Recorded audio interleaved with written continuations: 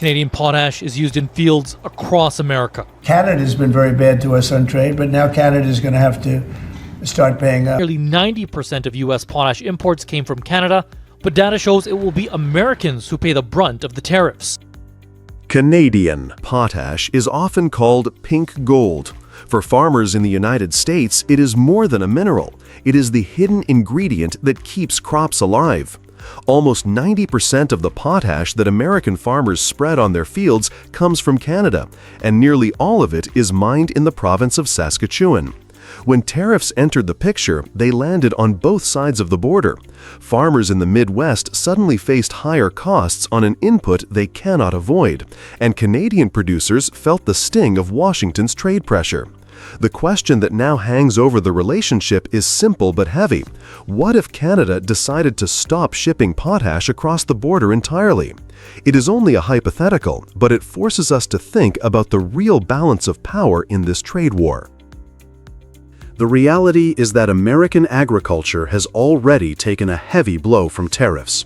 Across the Farm Belt, costs for equipment, fuel, and fertilizer are climbing, while major markets like China have turned to Brazil. Billions in sales have vanished, leaving many farmers selling below cost and watching debt rise as their land produces more than the market can absorb. Communities that depend on farming are under growing strain, with little relief in sight. In this fragile environment, potash is not just another input, but the one element that decides whether fields can keep producing at all. Now imagine this burden colliding with a sudden cutoff of Canadian potash. The United States normally consumes more than 6 million tons of potash in a year, and about 5 million of that comes directly from Canada. If those shipments disappeared and replacement supply could not be found, America would be left with only about 20% of its usual fertilizer base. Agronomy research shows that corn, soybeans, and wheat suffer badly under potassium shortages, with yield losses ranging anywhere from 5 to 30% and sometimes more in soybeans. On a national scale, even a conservative 5 to 10% decline on major crops would erase between $6 and $12 billion in farm revenue. If the shock spread across all crops, the total damage could reach $7 to $17 billion in a single season. This is the scale of vulnerability hidden inside today's trade war. This is why Canada's position is so unique. Potash is not like cars or steel that consumers can delay buying. It is the basis of food. Canada accounts for more than 40% of global exports, while the United States produces only a fraction of what it consumes. Building new mines at home is not realistic. It takes more than a decade and billions of dollars to carve out a potash deposit and build the shafts, tunnels, and processing plants needed. For now, the supply chain is fixed, and Canada holds the tap. Saskatchewan's government and companies like Nutrien know that every season American farmers depend on them. The very existence of that leverage already changes the tone of trade talks. Canada does not even have to cut supply to remind Washington of how fragile the situation is. But the scenario of a shutoff, however unlikely, illustrates the scale of risk. Don't push it, Canadian, too far. I mean, push too far. Push too far! If Canada ever chose to close the border, the shock would be immediate. Farmers would face shortages, food prices would rise, and pressure on Washington would intensify. Tariffs meant to punish Canada would instead rebound on American households, creating inflation and political anger. In that scenario, the message is clear. Canada may be smaller in size, but with potash, it holds the card that can tilt the balance of this trade war. 35% tariff is now in place on some Canadian goods. And one Canadian industry that Washington has taken particular issue with is dairy. In early August 2025, President Donald Trump took another step in his aggressive trade strategy. He raised tariffs on Canadian non-USMCA goods from 25% to 35%, escalating tensions at the border.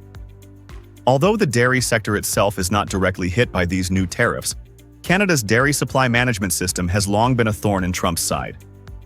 For years, he has portrayed it as an unfair barrier that protects Canadian farmers while limiting U.S. access to the market. Now, with broader tariffs in place and trade talks under strain, The question is whether Trump can force change in a policy Canada has vowed to defend at all costs. Supply management is designed to protect dairy farms. There are limits to how much Canadian dairy farms can produce and how much from the United States can be imported to Canada. Canada's supply management controls how much dairy is produced domestically and how much foreign product can enter the market. Imports from the U.S. are capped at roughly 3.5% of Canada's dairy market. If that limit is exceeded, tariffs skyrocket, 241% on milk and nearly 298.5% on butter, according to the Canadian Border Services Agency. The system has been in place for over 6 decades, designed to keep prices stable and protect thousands of family-run farms from being outcompeted by massive U.S. operations that can house tens of thousands of cows. The dairy industry falls under CUSMA regulations, but U.S. President Donald Trump has repeatedly complained, saying it's an unfair deal for his country's producers. From Washington's perspective, this is the very definition of a trade barrier. American producers already send about $800 million worth of dairy products to Canada annually, while Canada exports roughly $300 million in dairy south of the border. To Trump and his allies, the limits, and the high tariffs beyond them, mean lost opportunities for U.S. farmers. Just weeks before these latest tariff increases, Canada's parliament passed legislation that forbids using supply management as a bargaining chip in future trade negotiations. The bill enjoyed cross-party support, with advocates pointing to past trade deals where portions of the market were conceded despite political promises to protect it. Now, any government that wants to change the system would have to repeal the law and pay a steep political price. This protection isn't just about Quebec, the heartland of Canadian dairy. Farmers in British Columbia, Alberta, and even the Northwest Territories see supply management as essential for economic stability.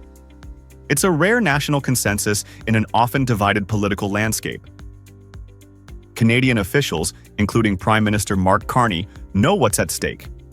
Loosening supply management too far could allow foreign dairy to take up to 18% of the domestic market, a level that industry groups warn would undermine the system entirely. That could mean farm closures, job losses, and declining rural economies. Beyond defending dairy, Canada has leverage of its own. The U.S. relies heavily on Canadian energy, critical minerals, and integrated auto supply chains. These sectors give Ottawa bargaining power that extends far beyond milk and butter. In trade talks, it's not just about defending one industry. It's about maintaining a balanced, mutually beneficial agreement. Trump may have expected the same playbook to work here as it has elsewhere: apply tariffs, demand changes, and secure a quick win. Instead, Canada's legal safeguards and political unity have slowed the process to a crawl. The dairy sector remains protected, with Ottawa signaling it is ready to walk away from a bad deal rather than concede on supply management. Meanwhile, U.S. dairy producers still face oversupply, volatile prices, and stiff competition abroad. Higher tariffs on other Canadian goods risk hurting American importers more than they help U.S. farmers, a reminder that not every bluff works in Washington's favor. U.S. President Trump urges China to quadruple U.S. soybean orders ahead of the expiry tomorrow of a tariff truce. For years, soybeans have been one of the most important agricultural exports from the United States to China. In early August, President Donald Trump found himself managing two critical trade fronts. The U.S. extended its tariff truce with China for another 90 days, giving negotiators more time. At the same time, tensions with Canada deepened after a new 35% tariff on non-USMCA goods took effect. At the center of both situations is agriculture, Trump urging Beijing to buy more U.S. soybeans, while Canada, once a major buyer of American grain, is taking steps to reduce that dependence. It's a high-stakes test of whether simultaneous pressure can yield results without damaging U.S. farmers. In a detailed post on Truth Social on Monday, Trump said, "China is worried about its shortage of soybeans. Our great farmers produce the most robust soybeans. I hope China will quickly quadruple its soybean orders." The truce extension was designed to prevent an immediate tariff escalation while talks address unresolved disputes, from high-tech export controls to access to critical minerals. But Trump's focus quickly turned to soybeans. Just weeks before the U.S. harvest, supplies are about to surge. Securing large Chinese orders now could help stabilize prices and reassure farmers in the Midwest.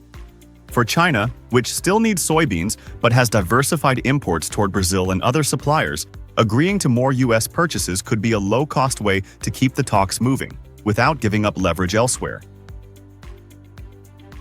I mean, China comes to this negotiation in a much stronger position than it did during the Phase 1 trade talks. Does this point to growing unease among farmers that they would have to bear the brunt of increased tensions with China if no deal is reached? Compared to the Phase 1 talks in Trump's first term, Beijing holds a stronger hand. Beyond diversified supply chains, it dominates key inputs like rare earth minerals and specialized magnets, essential for clean energy and defense industries. These resources give China bargaining chips far outside agriculture. If the U.S. wants steady agricultural sales, it may face demands for concessions on export controls, an area where the Trump administration has hinted at flexibility, such as considering scaled-back U.S. chip sales to China. This linkage could make soybean purchases part of a much broader geopolitical trade.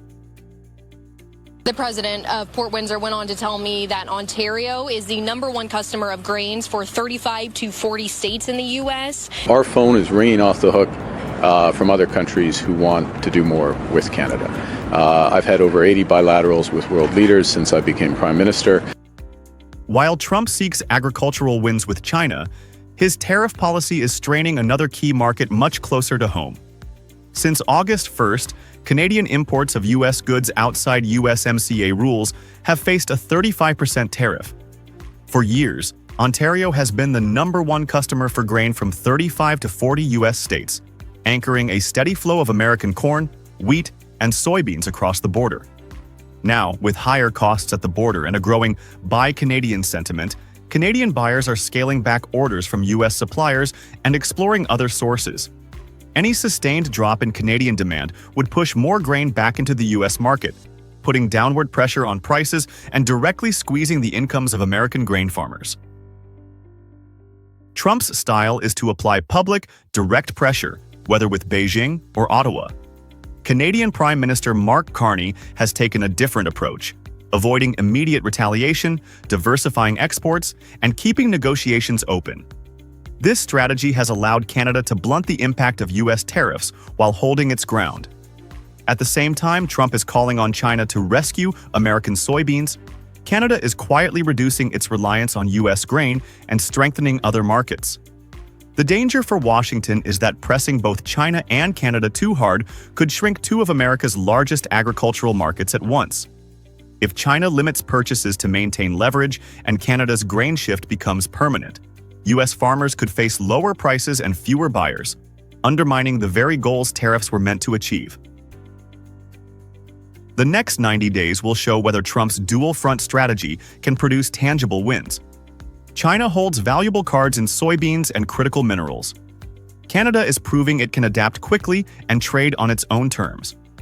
For the U.S., success will depend on balancing pressure with incentives, because the cost of overplaying the tariff card won't just appear in trade data, but in the fields, feedlots, and grocery stores across America.